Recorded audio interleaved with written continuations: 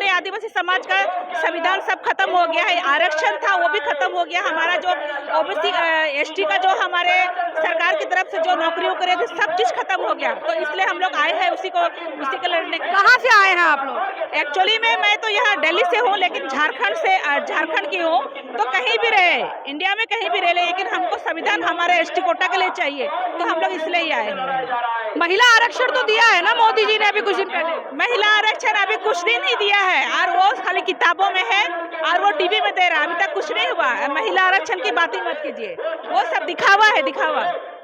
दिखावा कैसे, जब महिला आरक्षण वो कह रहे हैं कि हम देंगे महिलाओं को, बेटी बचाओ बेटी पढ़ाओ का नारा दिया है। बेटी पढ़ाओ बेटी बचाओ बचाओ बचाओ बोल के ये सब बोलते हैं, हर टीवी में दिखता है, लेकिन कुछ होता नहीं है। पता नहीं, शायद दूसरे समाज के लिए हो सकता है, लेकिन हमारे आदिवासी समाज के लिए बिल्कुल नहीं है। अभी फिलहाल मैं एक आपको बताना चाहती हूँ, मणिपुर की जो हत्या हुई थी, जो हमारे इतना दर्दनाक और इतना अपहीन जो घटना हुई थी, उसको उसने एक आरक्षण के रूप में नहीं देख पाया, तो फिर और देखने की कोई वजह नहीं है। आप कैसे बोल सकते हैं कि बेटी बचाओ बेटी पढ़ाओ? अमित शाह गए थे मणिपुर? मैं नहीं गई हूँ, हमें सोशल मीडिया का नहीं, अमित शाह गए थे मणिपुर। अमित शाह गए थे, वो बाद में गए थे, जब उसे 30 डेज के बाद उसने इतने सारे ऑनलाइन है, इतने सारे टीवी चैनल्स है, उसमें उसको पता नहीं चला, दिखाई नहीं दिया, और वो 30 दिन के बाद जाके जब वो जाते हैं वहाँ केस करने के लिए, केस फाइल नहीं होती है। आप बताइए, आपके घर में बहू बेटी नहीं है क्या? अब उसको आदिवासी दिखती है, उसके हर शरीर के हर तन काट दिए, नंगे घुमाए गए, उसको आंख नहीं दिखता है, दुनिया देख रहे, दुनिया रो रहे, हर घर में महिला के लिए वो रो रहे हैं, लेकिन उनको दिखाई देता है, क्योंकि वो चाहते हैं कि आदिवासी को हम ऐसे कर करके उनको यहाँ से भगाएं या तो हम मार डालें। उसका यही षड्यंत्र है। मोदी जी कैसे कहते हैं कि आदिवासी समाज को हम भगाएं या मार डालें? मोदी जी ने तो कभी नहीं कहा, वो तो कहते हैं सबका साथ सबका विकास।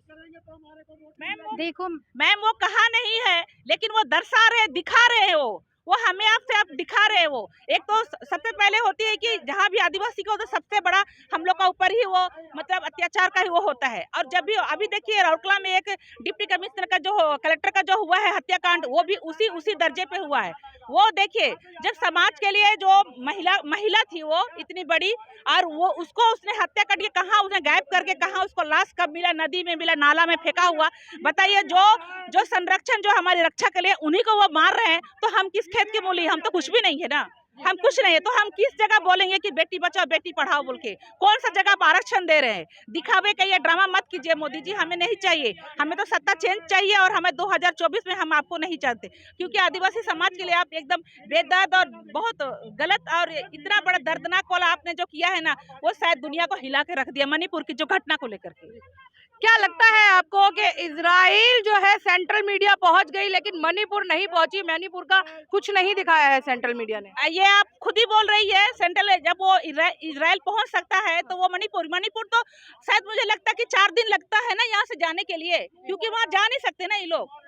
आप ही बताइए, इतने बेवकूफ दुनिया को, समाज को वो क्या मतलब बेवकूफ बना के रखे, यहाँ नहीं जा पाते और इजराइल जा रहे बचाने के लिए। बहुजन समाज और आदिवासी समाज किसके साथ है 2024 के इलेक्शन में? देखिए, हम लोग बहुजन समाज और हमारा आदिवासी समाज हम एक ही हैं।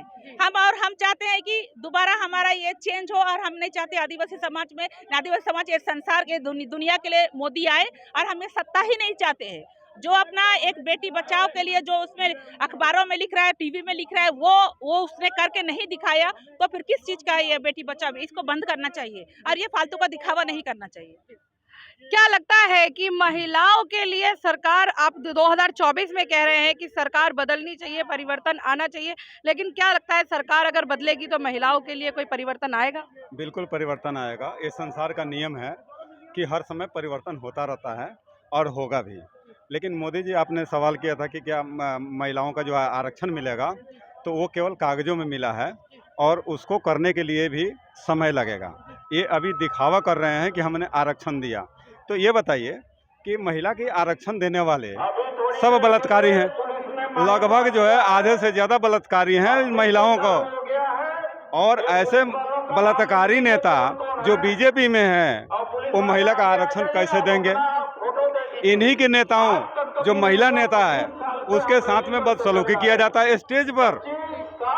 तो ये लोग जो है बलात्कारी हैं, और खुद प्रधानमंत्री के ऊपर कपिल मिश्रा ने यहाँ पर विधानसभा में ये सवाल उठाया था, और बाकायदा सब कुछ दिखाया था कि किस तरह से एक लेडीज जो थी वो अपना टीचर थी और उसके साथ में किया कि आज तक उसकी लाश नहीं मिला। कपिल मिश्रा तो खुद बीजेपी से हैं। इसीलिए बीजेपी में चला गया ना, क्योंकि उसने पोल खोल रहा था, तो मोदी जी ने उनको जो है अपने में मिला लिया ताकि हमारा पोल ना खोले। तो मोदी जी का नियम है कि पहले डराओ, धमकाओ और पैसे के लालच दो, जो हमारे अंदर आ जाता है उसका सब कुछ माफ़ हो जाएगा, जो नहीं आएगा उसको जेल भेज दिया जाएगा। ऐसा ही सिसोदिया के साथ में हुआ है, केजरीवाल के साथ में होने वाला है ना, संजय सिंह के साथ में हुआ है।